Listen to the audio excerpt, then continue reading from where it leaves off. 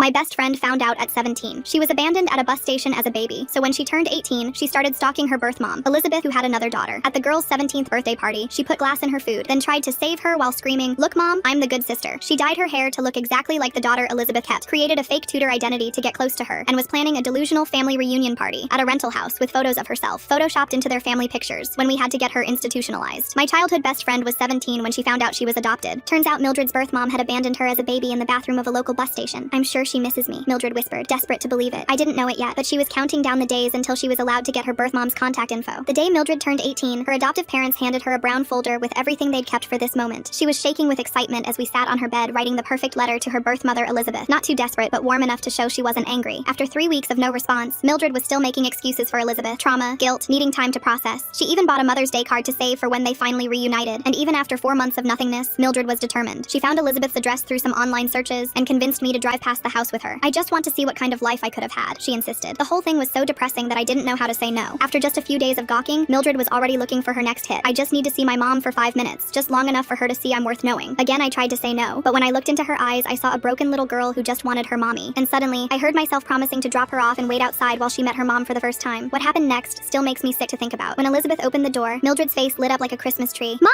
she yelled before wrapping her arms around her, or at least she tried to, because out of nowhere, Elizabeth's face went completely white. She backed away saying, "I can't do this," before hurrying inside. Mildred stood there for maybe 10 seconds, arms still half raised, before her knees buckled. I had to help her back to the car while she made these sounds I'd never heard before, like an animal that had been hit by a car. She was scared of me, she kept saying. My own mother was scared of me. Everything changed when Mildred discovered Elizabeth had a daughter. Layla was 16 and beautiful, and everything Mildred suddenly believed she should have been. Mildred created fake social media accounts to follow Layla's life, and got a job at the coffee shop near Layla's high school. She learned Elizabeth's entire routine and started shopping at the same grocery store. Mildred spent hours studying Layla's photos, zooming in on every detail. Her nose, her smile, the way she stood. "She kept the pretty one," she whispered, and I knew something inside her had broken. The next morning, she FaceTimed me with a huge smile on her face. "Look, look!" she shouted. My face fell. She had dyed her hair the exact shade as Layla's and cut it in the same style. I tried to tell myself it was just a weird way of coping, but then she started replacing meals with black coffee to match Layla's thin frame. "I'm becoming the daughter my mom wanted," Mildred explained with this strange calm. "This way she'll realize she made a mistake," I snapped. "You were given away because Elizabeth wasn't ready to be anyone's mother. You need to effing accept that you were never meant to be part of that life." The words just tumbled out before I could stop them. I immediately wanted to take it back, but before I could even apologize, Mildred was storming out the door. I honestly thought she would never speak to me again, but the very next morning she called me with a manic tone in her voice. "I found it! I found out how to prove that my mom loves me." "Mildred, how?" "I broke into her car," she interrupted. Turns out Mildred had broken into her mom's car and found birthday invitations for Layla's 17th birthday party. "I'm going to that party," Mildred announced, "with or without you." I knew then I didn't have a choice. I was terrified of what she might do alone. Plus, after what I said, I felt like I owed it to her. When we got to the restaurant, it was filled to the brim with teenagers. Mildred looked so different from the hair dyeing and constant starvation that Elizabeth didn't even recognize her. And because Layla was apparently super popular, we were able to introduce ourselves as someone from Layla's math class. Everything was fine until I went to the bathroom. I was only gone for 5 minutes, but the moment I came back, I heard the screaming. Through the crowd of panicking teenagers, I saw Mildred kneeling next to Layla's chair, her hands covered in blood. The blood came from Layla's mouth, and broken glass glittered on her plate. My blood went cold as I realized what had happened. "It's okay, I've got you," Mildred was saying as she held Layla steady. Then she looked up at Elizabeth, who had pushed through the crowd. "Look at me being the good sister. Can you see it, Mom? Can you see I would have been worth keeping?" Elizabeth froze. Her face went from confusion to horror as she slowly began to recognize her. "Gertrude," she whispered. That was the name she'd given Mildred before the adoption. The restaurant erupted into chaos. Parents rushed toward their children while servers scrambled for first aid supplies. Elizabeth's hands trembled as she reached for Layla, but Mildred blocked her path, still cradling the bleeding teenager. "I'm helping her," Mildred insisted, pressing napkins against Layla's mouth. Blood soaked through the white fabric instantly. "See how good I am with her? See how I take care of my sister?" Elizabeth's face contorted with rage and terror. She shoved Mildred aside and pulled Layla into her arms. Glass fragments fell from Layla's lips as she whimpered, revealing deep cuts across her tongue and gums. I stood frozen, watching my best friend's desperate performance unravel. The other teenagers backed away from our table, whispering and pointing. Someone's parent was already on the phone, likely calling for an ambulance. Mildred scrambled to her feet, her bloodied hands reaching out. "Mom, please, I can explain. I just wanted to show you." "Get away from us!" Elizabeth screamed, clutching Layla tighter. Her voice cracked with hysteria. "You're sick! You need help!" The restaurant manager appeared with a first aid kit, pushing past the crowd. He knelt beside Elizabeth and Layla, examining the injuries while barking orders to his staff. "Ice, clean towels, call 911. I grabbed Mildred's arm and tried to pull her back, but she wrenched free. Her face had transformed into something I'd never seen before. Wild desperation mixed with manic determination. "You don't understand," Mildred pleaded, dropping to her knees again. "I've been watching you both for months. I know everything about you. Layla's favorite coffee order, your Tuesday yoga class, the way you both laugh at the same TV shows." Elizabeth's head snapped up, her protective embrace around Layla tightening. The fear in her eyes deepened as the implications of Mildred's words sank in. "You've been stalking us?" Elizabeth's voice was barely a whisper. The restaurant had gone eerily quiet except for Layla's muffled sobs. Every eye was on our horrific scene. My stomach churned as I realized how completely I'd failed to prevent this disaster. Mildred's expression shifted to something almost childlike. "Not stalking, learning." I needed to understand what made Layla special enough to keep what I was missing. She gestured at her dyed hair, her gaunt frame. "Look, I made myself just like like her. Same hair, same size, same everything. Now you can love me too. The paramedics burst through the door, their equipment clattering as they rushed to Layla. Elizabeth reluctantly loosened her grip, allowing them to examine her daughter's injuries. The lead paramedic's face was grim as he checked Layla's mouth. Multiple lacerations to the tongue and soft palate, he announced to his partner. We need to transport immediately. As they prepared Layla for transport, Elizabeth stood and faced Mildred. Her whole body shook with barely controlled fury. You put glass in my daughter's food, she stated, each word sharp as the shards that had cut Layla's mouth. Mildred's face crumpled. I just wanted you to see me being helpful, being the good daughter. I knew if you saw me taking care of her. You're insane. Elizabeth's voice was flat. Final. I gave you up because I was 16 and alone. Not because anything was wrong with you. But now I see I made the right choice. The words hit Mildred like physical blows. She swayed on her knees, her bloodied hands clutching at air. I watched 18 years of desperate hope shatter in her eyes. No, Mildred whispered. No, you don't mean that. You can't mean that. The paramedics lifted Layla onto a gurney. Elizabeth moved to follow but paused to look back at us. At me, specifically. You brought her here, she said, and the accusation in her voice made me want to disappear. You knew what she was planning, and you brought her to my daughter's birthday party. I opened my mouth to defend myself, to explain about the guilt and the fear and the impossible situation, but no words came, because she was right. I had enabled this. Elizabeth climbed into the ambulance with Layla. Just before the doors closed, she called out one final thing to Mildred. If you come near my family again, I'll get a restraining order. Stay away from us. The ambulance pulled away, sirens wailing. The restaurant crowd began to disperse, parents ushering their traumatized teenagers outside. The manager approached us, his face stern. You need to leave, now before I call the police. I hauled Mildred to her feet. She was limp, unresisting, her eyes fixed on the door where the ambulance had disappeared. I half carried her to my car, ignoring the stares and whispers that followed us. The drive to Mildred's apartment was silent except for her ragged breathing. So Mildred went through her daughter's mouth with glass just to play hero? That's a pretty twisted way to get attention from a mom who clearly wants nothing to do with her. When I pulled up outside, she didn't move. Mildred, I said softly, we need to talk about what just happened. She turned to me, and the emptiness in her eyes made me flinch. She said she made the right choice. You put glass in a teenager's food, I reminded her, my voice hardening. You've been stalking them. This has to stop. Mildred laughed, a broken, bitter sound. Stop? I haven't even started. She thinks a piece of paper will keep me away from my family? The certainty in her voice chilled me. I watched her climb out of my car and disappear into her building, and I knew with sinking dread that this was far from over. I sat in my car for a long time, wrestling with what to do. Should I call someone? Warn Elizabeth? Go to the police myself? But what would I say? That my best friend since childhood had snapped and I'd been too weak to stop her. My phone buzzed. A text from Mildred. Thanks for today. I know what I need to do now. The message filled me with dread. I tried calling her, but she didn't answer. I must have sat outside her building for an hour, debating whether to go up and check on her. Finally, exhaustion and emotional drain won out. I drove home, promising myself I'd figure out how to fix this in the morning. That night, I lay awake replaying every moment, every missed warning sign, the obsessive social media stalking, the physical transformation, the breaking into Elizabeth's car. How had I let it get this far? My phone lit up with notification after notification. Mildred was posting on every social media platform, tagging accounts I recognized as her fake profiles, photos of Layla, screenshots of Elizabeth's routine, detailed notes about their daily lives. Years of stalking laid bare in a digital explosion. The captions grew increasingly unhinged. My real family, the life that should have been mine. She kept a pretty one, but I'll show her she was wrong. I screenshotted everything, my hands shaking. This was evidence now. Evidence of how deeply disturbed my best friend had become, and how complicit I'd been in letting it happen. The next morning, I woke to dozens of missed calls, not from Mildred, from a number I didn't recognize. When I finally answered, a woman's voice spoke urgently. Is this Mildred's friend from the restaurant yesterday? Yes, I said, my heart racing. Who is this? I'm Catherine, Mildred's adoptive mother. We need to talk. Mildred didn't come home last night, and we found some very disturbing things in her room. I agreed to meet Catherine at a coffee shop downtown. She arrived looking exhausted, her eyes red-rimmed and puffy. Without preamble, she pulled out a thick manila folder and slid it across the table. Inside were hundreds of printed photos of Elizabeth and Layla, detailed schedules of their daily routines, and pages of handwritten notes analyzing their every interaction. Catherine's hands shook as she showed me a notebook filled with Mildred's increasingly erratic writings. The entries started rational enough, but descended into paranoid ramblings about being replaced, about proving her worth, about showing Elizabeth what she'd thrown away. The most recent entries made my blood run cold. Mildred had written detailed plans about befriending Layla, about becoming indispensable to her, about making Elizabeth see that she'd chosen wrong. I explained everything that had happened at the restaurant, watching Catherine's face crumble with each detail. She revealed that Mildred had emptied her college savings account the previous week, withdrawing nearly $8,000 in cash. They'd also discovered she'd been using their computer to research things like identity theft, legal name changes, and how to forge documents. Catherine begged me to help find Mildred before she did something worse. I showed her the social media posts from the night before, and she gasped at the sheer volume of surveillance Mildred had conducted. Together, we decided to check the coffee shop where Mildred worked near Layla's school. The manager there hadn't seen Mildred since the day before the party. He mentioned she'd been acting strange lately, often leaving during her shift to follow a teenage girl who came in regularly. He'd been planning to fire her, but she'd stopped showing up entirely. Catherine and I spent the rest of the day checking Mildred's usual haunts. Her apartment super let us in after Catherine explained the situation, but the place was stripped bare except for the furniture. Even her clothes were gone. The walls, however, told a different story. She'd covered them with photos of Layla and Elizabeth, creating a disturbing collage of the life she believed should have been hers. In the center of one wall, Mildred had written, "I'll show her," in red marker, surrounded by pictures of herself with her newly dyed hair. The transformation photos showed her progression from her natural brunette to Layla's exact shade of blonde. She'd even circled specific features on Layla's photos and drawn arrows to corresponding areas on her own face. Catherine broke down completely at the sight. She explained through tears that they'd adopted Mildred when she was just 3 days old, had given her everything they could, loved her completely, but it had never been enough. Mildred had always felt like something was missing, had always wondered why her birth mother hadn't wanted her. We were about to leave when I noticed something tucked behind one of the photos. It was a receipt from a wig shop dated just that morning. The item description made my heart sink. pink, custom lace front wig, matched to provided sample. Attached was a small plastic bag with several strands of blonde hair. I recognized it immediately as Layla's exact color and texture. Catherine called her husband while I searched for more clues. Under the bed, I found a box containing various items. A school ID badge from Layla's high school with Mildred's photo, but a fake name, several textbooks with Layla's name written inside, and most disturbing of all, a diary that appeared to be Layla's but was actually filled with Mildred's handwriting, practicing Layla's signature and writing style. The next discovery made us both freeze. Mildred had printed out tutoring flyers advertising math help for high school students. The contact name was Sarah Chen, and the photo was Mildred wearing glasses and the blonde wig. The phone number was one I didn't recognize, clearly a burner phone. Catherine immediately called Layla's school to warn them, but the secretary informed us that several students had already signed up for tutoring with a new math tutor who'd posted flyers that morning. My stomach dropped when she mentioned that one of those students was Layla herself, scheduled for a session that very afternoon. We raced to the school, arriving just as classes were ending. I spotted Layla immediately, walking with friends toward the parking lot. Her mouth was still visibly swollen from the glass incident, and she held a hand self-consciously over her lips when she smiled. Catherine approached her carefully, not wanting to cause a scene. After a brief, urgent conversation where Catherine explained the danger, Layla's face went pale. She admitted she'd already texted the tutor to confirm their session at the library. The response had been enthusiastic, even mentioning that the tutor had heard about her recent accident and would bring special smoothie recipes that would be easy on her healing mouth. We convinced Layla to come with us instead of going to the tutoring session. She was shaken but trying to be brave, asking questions about why someone would pretend to be her sister. Catherine and I exchanged glances, neither of us ready to explain the full story. Back at Catherine's house, we called Elizabeth. The conversation was tense at first, with Elizabeth still furious about the restaurant incident. But when we explained about the tutoring scheme and showed her photos of the evidence we'd found, her anger transformed into fear. Elizabeth arrived within the hour, Layla wrapped protectively in her arms. For the first time, the two families were in the same room, united by the crisis Mildred had created. Elizabeth's husband, a quiet man named David, stood protectively near his family, while Catherine's husband, Robert, paced anxiously by the window. We laid out everything we knew, creating a timeline of Mildred's escalating behavior. Elizabeth revealed that she'd noticed strange things too. Items going missing from her car, someone had been in their garbage, and just last week, their spare key had disappeared from under the fake rock in their garden. The room fell silent as we all realized the implications. Mildred had access to their house. Elizabeth's face went white as she grabbed her phone, calling their home security company to check the footage. Sure enough, there had been several instances of someone entering the house while they were gone, always wearing a hood and keeping their face hidden from cameras. Layla suddenly gasped, remembering something. She ran to her backpack and pulled out her journal, flipping through pages frantically. Several entries had been added that she hadn't written, all in her own handwriting style but with content she'd never put down. The fake entries talked about feeling lonely, wishing she had a sister, feeling like something was missing in her life. We decided to check a library where the tutoring session was supposed to happen. The librarian confirmed that someone matching Mildred's description had reserved a private study room for that afternoon. She was still there, waiting, occasionally checking her phone and looking toward the door. I volunteered to go in and confront her, despite everyone's protests. I felt responsible for enabling her for so long, for not stopping this before it escalated. Catherine insisted on coming with me while the others waited in the parking lot, ready to call for help if needed. We found Mildred in the study room, wearing the blonde wig and glasses, surrounded by math textbooks and tutoring materials. Glass and food was just the starter course for Mildred's crazy plan. Now she's playing dress-up teacher with a wig and fake ID to get close to her sister, like some budget spy movie villain. She'd even brought homemade smoothies in a small cooler. When she saw us instead of Layla, her face went through a series of transformations: confusion, recognition, anger, and finally, a disturbing calm. She didn't try to run or deny anything. Instead, she carefully removed the wig and placed it on the table. Catherine reached for her daughter, but Mildred pulled back, her eyes fixed on me with an intensity that made me step backward. Mildred explained her plan matter-of-factly, as if it were the most reasonable thing in the world. She would become Layla's tutor, then her friend, then her confidant. Eventually, Layla would love her like the sister she should have been, and when that happened, Elizabeth would have to acknowledge that she'd made a mistake giving her away. Catherine tried to reason with her, explaining that what she was doing was wrong, that it would only push Elizabeth further away. But Mildred wasn't listening. She pulled out her phone and showed us dozens of photos she'd taken inside Elizabeth's house. Family pictures, Layla's baby photos, even Elizabeth's personal documents. The most chilling revelation came when Mildred mentioned she'd already befriended several of Layla's classmates online using fake profiles. She knew about Layla's crush on a boy named Marcus, about her struggles in chemistry class, about her secret desire to quit violin despite her parents' wishes. She'd gathered intelligence like a spy preparing for a long-term infiltration. I tried appealing to our friendship, reminding her of all the years we'd spent together, all the memories we'd shared. But the person sitting across from me wasn't the Mildred I'd grown up with. This was someone consumed by obsession, someone who'd lost touch with reality in pursuit of a fantasy. Mildred stood abruptly, gathering her things with practiced efficiency. She informed us she had other plans in motion, other ways to connect with her real family. The tutoring had just been one avenue. She'd also applied for a job at the country club where Elizabeth played tennis, had signed up for the same yoga class, had even put a deposit down on an apartment in their neighborhood. Catherine grabbed Mildred's arm as she tried to leave, begging her to come home, to get help. The look Mildred gave her mother was one of pure disdain. She shrugged off Catherine's grip and walked out, leaving us stunned in her wake. We rushed back to the parking lot where the others were waiting. Elizabeth was already on the phone with her lawyer, discussing restraining order options, but we all knew paperwork wouldn't stop someone as determined as Mildred had become. Over the next few days, Mildred's presence was everywhere, yet nowhere. Layla started receiving gifts at school, her favorite candy, notes of encouragement before tests, even a replacement journal to make up for the one that got messed up. The gifts were always signed, "Your secret sister." Elizabeth found Mildred's car parked outside her yoga class, outside the grocery store, even outside David's office. But Mildred herself was never visible, always managing to disappear before anyone could confront her. It was psychological warfare, designed to show that she could be anywhere, anytime. The situation escalated when Layla's friend Marcus suddenly started acting strange around her. When pressed, he admitted that Layla's cousin had reached out to him on social media, sharing embarrassing stories about Layla's childhood and warning him that Layla was troubled. The cousin had provided provided photos as proof of their relationship, pictures Mildred had stolen from Elizabeth's house. Layla was mortified, but it got worse. Other classmates had received similar messages from various fake accounts, all claiming to be relatives or family friends concerned about Layla's mental health issues. The rumors spread quickly through the school, and Layla found herself isolated and whispered about in hallways. Elizabeth pulled Layla out of school for a few days while they figured out what to do, but Mildred had anticipated this too. She showed up at their house one morning, dressed in a delivery uniform, carrying a package that required a signature. David answered the door, not recognizing her until it was too late. Mildred pushed past him into the house, calling out for Elizabeth and Layla. She found them in the kitchen and immediately launched into a rehearsed speech about forgiveness, family, and second chances. She'd brought photo albums she'd created, showing side-by-side comparisons of herself and Layla, pointing out every similarity as proof they were meant to be sisters. Elizabeth threatened to call the police, but Mildred remained calm. She placed a folder on the kitchen counter containing copies of every document she'd collected: Elizabeth's teenage diary entries about the pregnancy, hospital records from Mildred's birth, even letters Elizabeth had written but never sent to the adoption agency expressing regret. The violation of privacy was staggering. Mildred had been in their house numerous times, had gone through everything, had built a comprehensive case for why she deserved to be part of their family. She presented it all like a lawyer making closing arguments, convinced that evidence and logic could overcome emotion and fear. David physically removed Mildred from the house while Elizabeth called 911, but Mildred didn't resist or fight. She simply smiled at Layla as she was escorted out, mouthing the words, "I'll save you," as if Layla were the one who needed rescuing. The police took a report but explained that without evidence of physical harm or explicit threats, their options were limited. The restraining order was filed but would take days to process. In the meantime, the family was left feeling exposed and vulnerable. That night, I received a call from Mildred. Her voice was different, harder, and more determined than I'd ever heard it. She informed me that I had one last chance to choose the right side. She was planning something that would finally make Elizabeth see the truth, and I could either help her or be complicit in keeping a family apart. I tried to get details, to understand what she was planning, but she wouldn't elaborate. She simply said that by the end of the week, everything would be different. Either she would be welcomed into her rightful family, or she would make sure no one could keep them apart ever again. The threat in her words was unmistakable. I immediately called Catherine and then Elizabeth, sharing the conversation. We all agreed that Mildred had crossed a dangerous line. Her obsession had transformed into something darker, something that put everyone at risk. Catherine revealed that she'd been in touch with a psychiatric facility that specialized in adoption-related trauma and obsessive behaviors. They'd agreed to evaluate Mildred if they could get her there voluntarily. The challenge was finding her and convincing her to go. We spent the next 2 days searching for Mildred. Her phone was turned off, her car abandoned in a parking garage downtown. She'd paid cash for a motel room but had checked out after one night. It was as if she'd vanished completely, preparing for whatever final act she had planned. The breakthrough came from an unexpected source. Layla's friend Marcus reached out, saying the cousin had contacted him again, this time asking for help with a surprise party for Layla. The message claimed it was a peace offering, a way to make amends for the earlier rumors. Marcus, suspicious now, had played along to get information. The party was supposedly planned for that Friday at a rental house outside town. Mildred had told Marcus she'd already invited Layla's closest friends and family, that it would be a chance to bring everyone together and heal the rifts that had formed. She'd even sent him money to buy decorations, insisting everything had to be perfect. We knew immediately this was the culmination of Mildred's plan. Whatever she intended to do, it would happen at this fake party. Elizabeth wanted to keep Layla far away, but I had a different idea. If we could control the situation, maybe we could finally get Mildred the help she needed. Working with Catherine and the psychiatric facility, we developed a plan. We would arrive at the rental house early, before Mildred expected anyone. Catherine would try one more time to convince her daughter to get help voluntarily. If that failed, we'd be prepared with professional intervention. Friday arrived with an ominous feel. The rental house was isolated, surrounded by woods, with only one road in and out. As we approached, we could see Mildred's car parked outside. Through the windows, we glimpsed decorations, balloons, and what looked like an elaborate spread of food. Catherine, Robert, and I entered while the others waited outside with the psychiatric team. We found Mildred in the living room, putting finishing touches on a massive collage covering one wall. It was made entirely of photos showing the life she imagined she should have had. Pictures of Elizabeth and Layla with Mildred's face photoshopped in, creating a false history of the family that never was. She turned when she heard us, and her face lit up with genuine joy. She thought we were the first guests arriving for her party, that her plan was working. The delusion was complete. In her mind, this party would be the moment Elizabeth finally accepted her, when Layla embraced her as a sister, when the mistake of her abandonment was corrected. Catherine approached slowly, speaking in soft tones about love and concern and getting help, but Mildred's joy quickly turned to confusion, then anger as she realized we weren't there to celebrate. She backed away, knocking over a carefully arranged display of childhood photos she'd created. The confrontation that followed was heartbreaking. Mildred cycled through emotions rapidly. Rage at being betrayed, desperate pleading for understanding, bitter accusations about being abandoned twice. Mildred made a whole fake history wall with edited photos of a life that never happened. The way she truly believed this party would fix everything makes me wonder if she even sees reality anymore. That smile when she thought her plan was working shows just how deep this fantasy goes. She revealed that she'd sent invitations to Elizabeth and Layla from Catherine's email, making it seem like the adoptive parents were hosting a reconciliation party. When Mildred realized the full extent of our intervention, she made a break for the back door, but the psychiatric team was prepared, entering calmly but firmly. Mildred fought at first, screaming about conspiracies and stolen families, but eventually exhaustion overtook her. The sight of her being led away, still clutching a photo of the family she'd never have, was one of the most painful things I'd ever witnessed. The psychiatric team loaded Mildred into their vehicle while Catherine signed paperwork with trembling hands. I stood there watching my childhood friend disappear, her face pressed against the window, still mouthing words I couldn't understand. The rental house behind us looked like a monument to delusion, with its cheerful decorations mocking the darkness that had unfolded. Catherine rode with the psychiatric team while Robert and I followed in their car. The facility was an hour away, a modern building that looked more like a corporate office than a mental health center. During intake, Mildred alternated between catatonic silence and explosive outbursts, insisting we were all part of Elizabeth's conspiracy to keep her from her real family. The psychiatrist explained that Mildred would need intensive treatment, possibly months of therapy to address her adoption trauma trauma, and obsessive behaviors. Catherine broke down completely, blaming herself for not seeing the signs earlier, for not getting Mildred help when the obsession first started. Robert held her while she sobbed, both of them looking like they'd aged years in the past week. I left them there and drove to Elizabeth's house. The family was huddled in their living room, Layla curled against her mother on the couch. When I explained what had happened at the rental house, Elizabeth's shoulders finally relaxed. For the first time since the restaurant incident, she looked like she could breathe again. Layla asked questions about mental illness, about why someone would become so fixated on a family that wasn't theirs. Elizabeth answered honestly but gently, explaining that sometimes people's pain becomes so overwhelming they create fantasies to cope. David sat protectively near them both, occasionally checking his phone for updates from their security company. The restraining order came through the next day, though it felt somewhat pointless with Mildred in psychiatric care. Elizabeth decided to keep it active anyway, a paper shield against future possibilities. She also changed all their locks, installed new security cameras, and enrolled Layla in a different school for the remainder of the year. I visited Mildred after her first week of treatment. The facility required supervised visits, and a staff member sat discreetly in the corner while we talked. Mildred looked smaller somehow, wearing hospital-issued clothes instead of her carefully curated Layla costume. She'd gained a few pounds already, no longer starving herself to match someone else's body. She didn't acknowledge me at first, staring at the wall with vacant eyes. When she finally spoke, her voice was flat and emotionless. She asked if Elizabeth had asked about her, if Layla missed having a sister. When I gently explained that they were focused on healing from the trauma, Mildred's face crumpled. For the first time since this all started, she looked like the girl I'd grown up with, lost and hurting. The psychiatrist met with me afterward, explaining that Mildred was showing signs of improvement but had a long road ahead. The adoption trauma ran deep, compounded by years of fantasizing about the life she'd lost. They were working on helping her separate reality from the elaborate fiction she'd created, but progress was slow. Catherine visited daily, bringing Mildred's favorite foods and photos from her actual childhood. She told me that going through old pictures had been eye-opening, seeing all the happy moments they'd shared that Mildred had seemingly forgotten in her obsession with Elizabeth. Birthday parties, family vacations, quiet moments of love that had been overshadowed by the phantom of a mother who'd never wanted her. 2 weeks into treatment, Mildred had a breakthrough. During a therapy session, she finally acknowledged that putting glass in Layla's food had been wrong, that stalking the family had crossed boundaries. It was a small step, but the psychiatrist said it showed she was beginning to engage with reality rather than her delusions. Elizabeth, meanwhile, was dealing with the aftermath in her own way. She enrolled Layla in therapy to process the trauma of being stalked and attacked. She also started her own counseling, grappling with guilt over giving Mildred up for adoption, even though she'd been just 16 and completely unprepared for motherhood. The ripple effects continued spreading. Layla's friends at her old school had to be told the truth about the cousin who'd spread rumors, leading to awkward conversations and damaged trust. Marcus felt especially guilty for almost falling for Mildred's manipulation, though Layla didn't blame him. The school implemented new policies about verifying identity for anyone claiming family connections to students. I found myself in a strange position, caught between two families dealing with connected trauma. Catherine called me often, updating me on Mildred's progress and asking if I'd heard anything from Elizabeth's family. Elizabeth occasionally texted, making sure Mildred was still in treatment and hadn't attempted contact. I became an unwilling bridge between two mothers, both trying to protect their daughters from each other. 3 weeks after the rental house incident, Mildred wrote me a letter. Her handwriting was shaky but legible, the words carefully chosen. She apologized for putting me in impossible situations, for making me complicit in her stalking. She said therapy was helping her understand that her pain had turned into something destructive, that she'd hurt innocent people in her desperate attempt to heal her own wounds. The letter also revealed new insights into her mindset during the worst of the obsession. She described feeling like she was watching herself from outside her body, knowing her actions were wrong but unable to stop. The moment she saw Layla's photos had triggered something primal, a conviction that Elizabeth had kept a better daughter and discarded the defective one. Every similarity between herself and Layla became proof they were meant to be sisters. Every difference became something to fix. Catherine shared that Mildred was starting to engage with group therapy, connecting with others who struggled with adoption trauma and identity issues. The psychiatrist was cautiously optimistic, but warned that real healing would take months, or possibly years. There was no quick fix for 18 years of buried pain that had exploded into dangerous obsession. I struggled with my own guilt during this time. How many warning signs had I missed? How many times had I enabled Mildred's behavior by not speaking up? I started seeing a counselor myself, working through the complex emotions of loving someone who'd done terrible things, of being loyal to a fault. 1 month after the incident, Elizabeth made a surprising decision. She wrote a letter to Mildred through the facility, not forgiving or excusing what had happened, but explaining her side of the story. She wrote about being 16 and terrified, about making the only choice she could at the time, about hoping Mildred would find a loving family who could give her everything a teenage mother couldn't provide. The letter's impact was profound. Mildred's therapist said she read it dozens of times, finally beginning to see Elizabeth as a real person, rather than a fantasy mother who'd cruelly abandoned her. It didn't erase the pain or justify the stalking, but it started to chip away at the elaborate fiction Mildred had built. Catherine and Robert decided to sell their house, too many memories of Mildred's breakdown haunting the rooms. They found a smaller place closer to the treatment facility, downsizing their lives to focus on supporting their daughter's recovery. The dedication was heartbreaking and beautiful, proof of the unconditional love Mildred had always had but couldn't see. 6 weeks into treatment, Mildred was allowed supervised outings. Catherine took her to a nearby park, where they fed ducks and talked about nothing important. She told me later that glimpses of the old Mildred were starting to emerge, moments of genuine laughter between the therapy sessions and medication adjustments. The financial strain on both families was significant. Psychiatric treatment wasn't cheap, and Catherine and Robert depleted their savings paying for Mildred's care. Elizabeth and David dealt with their own costs, therapy for Layla, increased security measures, and lost income from time taken off work to deal with the crisis. The true cost of Mildred's obsession extended far beyond emotional trauma. 2 months after the rental house incident, I made a difficult decision. I wrote Mildred a letter explaining that I needed space to process everything that had happened. I couldn't be her support system while dealing with my own complicated feelings about enabling her behavior. It was one of the hardest letters I'd ever written, but my therapist said it was necessary for both our healing. Mildred's response came a week later, full of understanding and regret. She said therapy was helping her see how she'd manipulated our friendship, using my loyalty and guilt to further her obsession. time. She didn't ask me to forgive her or promise to wait for her recovery. She simply thanked me for years of friendship and said she understood if that chapter needed to close. The treatment facility organized family therapy sessions, bringing Catherine and Robert together with Mildred to work through their shared trauma. Catherine brought photos of real memories while Mildred forgot her actual childhood chasing shadows. That's what happens when you trade your real life for a made-up one that never wanted you anyway. Old wounds surfaced. Mildred's childhood questions about her birth mother that they'd handled poorly, their well-meaning but harmful attempts to pretend adoption didn't matter, the ways they'd all failed to communicate honestly about difficult emotions. Elizabeth's family, meanwhile, slowly rebuilt their sense of security. Layla made friends at her new school, though she remained cautious about sharing personal information. The glass incident had left physical scars too, small marks on her tongue that served as permanent reminders of how dangerous obsession could become. She developed a passion for psychology, wanting to understand what drove people to extreme behaviors. 3 months into treatment, Mildred made another breakthrough. She asked Catherine to remove all the photos of Elizabeth and Layla from her belongings, saying she needed to stop feeding the obsession even in small ways. It was a voluntary surrender of the fantasy that had consumed her, a recognition that healing meant letting go completely. The psychiatric team started discussing eventual discharge plans, though everyone agreed Mildred wasn't ready yet. She would need transitional support, a halfway house, continued therapy, medication management, and most importantly, a life completely separate from Elizabeth's family. The restraining order would remain in place indefinitely, a legal boundary reinforcing the emotional ones being built in therapy. Catherine found a support group for parents of children with mental illness, finally having space to process her own trauma. She met other mothers and fathers who understood the unique grief of watching your child struggle with demons you couldn't fight for them. The group became a lifeline during the hardest days when Mildred's progress seemed to stall. 4 months after the incident, I ran into Elizabeth at a grocery store. We stood awkwardly in the cereal aisle, neither sure what to say. Finally, she asked how Mildred was doing. When I explained the progress and treatment, Elizabeth's face showed a complex mix of relief and residual fear. She said Layla still had nightmares sometimes, still checked over her shoulder when walking alone. The healing would take time for everyone. Mildred's psychiatrist introduced art therapy as part of her treatment plan. She began painting abstract pieces that started dark and chaotic, but gradually incorporated more light and structure. Catherine hung every piece in her new home, a visual timeline of her daughter's journey back to stability. The girl who'd once obsessed over photographs now created her own images, building a new identity separate from her fixation on Elizabeth. 5 months into treatment, the facility organized a carefully controlled meeting between Mildred and her adoptive parents without supervision. Catherine told me they spent the hour looking through photo albums of Mildred's actual childhood, reclaiming memories that had been overshadowed by fantasy. Mildred cried seeing pictures of herself as a happy child, realizing she'd erased years of real love while chasing an imaginary life. The meeting marked a turning point. Mildred began engaging more fully with her treatment, participating actively in group sessions, and taking responsibility for her actions without the elaborate justifications she'd previously offered. She started journaling, processing her emotions on paper instead of acting them out in destructive ways. Elizabeth decided to write one final letter to Mildred, this time through her lawyer to maintain appropriate boundaries. She forgave Mildred for the pain caused to her family, recognizing that mental illness had driven the behavior. However, she made clear that forgiveness didn't mean reconciliation. Their lives needed to remain separate for everyone's safety and healing. 6 months after the rental house incident, Mildred was discharged to a transitional living facility. The halfway house specialized in helping people with mental health issues reintegrate into society while maintaining treatment compliance. She had strict rules, continued therapy, medication adherence, no social media, and absolutely no contact with Elizabeth's family. Catherine helped Mildred move into her small room at the facility, bringing familiar items from home while leaving behind anything connected to her obsession. They established new routines, weekly dinners together, phone calls every other day, slowly rebuilding their relationship on healthier foundations. Robert joined when he could, the family learning to connect without the weight of unspoken truths. Mildred found a part-time job at a local bookstore, far from any places Elizabeth's family frequented. The routine helped ground her, providing structure and purpose beyond therapy appointments. Her coworkers knew nothing of her past, allowing her to practice being just Mildred, not the abandoned baby or the obsessed stalker, just a young woman rebuilding her life. 7 months after everything exploded, I finally felt ready to reconnect with Mildred. We met at a coffee shop near her halfway house, a neutral location with easy exits if things became uncomfortable. She looked healthier than I'd seen her in years, her natural hair color grown back, her body at a normal weight, her eyes clear of the manic intensity that had frightened me. We talked carefully about safe topics, books she'd been reading, her job at the bookstore, my own journey through therapy. Neither of us mentioned Elizabeth or Layla, the restraining order making them forbidden subjects, but the ghost of what happened sat between us, acknowledged in what we didn't say as much as what we did. Mildred apologized again, more coherently than before. She explained how therapy had helped her understand the concept of emotional fusion, how she'd merged her identity so completely with the fantasy of Elizabeth's family that she'd lost herself entirely. The treatment was teaching her to exist as a separate person, to find worth beyond being someone's discarded daughter. I shared my own therapy insights, how I'd learned about enabling behaviors and misplaced loyalty. We'd both grown from the crisis, forced to examine patterns that had existed long before Mildred's obsession exploded into dangerous action. Our friendship couldn't return to what it was, but perhaps something new could eventually grow from the ashes. 8 months post-incident, Layla graduated from her new school with honors. Elizabeth sent me a photo from the ceremony, Layla beaming in her cap and gown with no visible traces of the trauma she'd endured. She decided to study psychology in college, turning her experience into motivation to understand and help others with mental health struggles. Mildred continued making progress in her recovery. She started taking online classes, working toward a degree in library science. The structure of academic work helped occupy her mind, channeling her intense focus into productive pursuits. Catherine celebrated every small victory, each assignment completed, each day without obsessive thoughts, each step toward an independent life. The families never reconciled, the wounds too deep and the risks too great, but they found a kind of parallel healing, each dealing with their trauma in their own ways. Elizabeth's family rebuilt their sense of security while maintaining necessary boundaries. Catherine and Robert learned to see their daughter's mental illness as part of, but not all of, who she was. And Mildred slowly constructed a new identity based on who she actually was, rather than who she desperately wanted to be. 9 months after that terrible day at the rental house, I received a final letter from Mildred. She wrote wrote that she was moving to a different state for a fresh start, somewhere with no connections to her past obsession. She thanked me for being part of her journey, both the enabling and the eventual intervention. She said she finally understood that Elizabeth giving her up had been an act of love, hoping for a better life than a teenage mother could provide. And Catherine taking her in had been another act of love, raising her as their own. She'd been loved all along but had been too consumed by abandonment to see it. The letter ended with hope rather than desperation. Mildred wrote about her plans, finishing her degree, building a career, maybe even dating when her therapist agreed she was ready. She would always carry the scars of what happened, but they no longer defined her entire existence. She was learning to be Mildred, just Mildred, and that was finally enough. I kept the letter but didn't respond. Some chapters need to close completely for new ones to begin. I wished her well from a distance, hoping she'd find the peace that had eluded her for so long. Meanwhile, I continued my own healing, learning to forgive myself for the role I'd played while committing to better boundaries in all my relationships. Life moved forward for everyone touched by Mildred's obsession. Elizabeth's family found their new normal, forever changed but not broken. Catherine and Robert discovered reserves of strength they never knew they had, and somewhere in a different state, Mildred began the slow work of building a life based on reality rather than fantasy, supported by professionals who understood the long journey ahead. The crisis that had threatened to destroy multiple families ultimately led to growth and healing, though not in the ways anyone would have chosen. It served as a stark reminder that untreated trauma and mental illness could spiral into dangerous territory, but also that with proper intervention and support, even the deepest wounds could begin to heal. The scars remained, but they no longer dictated the future. Thanks for tagging along while I tried to make sense of all these twists and turns. Definitely one wild ride. Until next time, subscribe for more content like this.